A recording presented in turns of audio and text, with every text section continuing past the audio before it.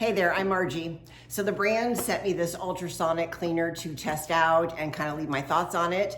So I love when I get sent something that I've already needing. I've been looking at purchasing something like this to clean my jewelry, especially my rings that I think are super hard to kind of, get in the crevice and really get clean. Not only does it clean jewelry with the UVC lights, you can also clean like mouth appliances, maybe dentures, or if you have a retainer or some sort of night gear you have to wear, definitely use it to clean those things. The machine itself, there's your off and on button.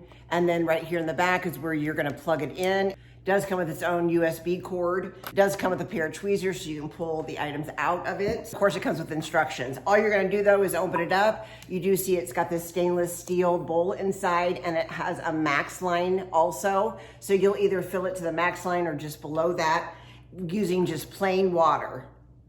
Just like that. I'm gonna place these 3 rings in there as well as this necklace that has a bunch of CZs on it. Close it up.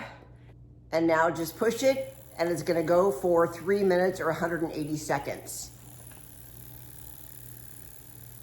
You can hear it's got this slight humming noise, just so you know that it's working.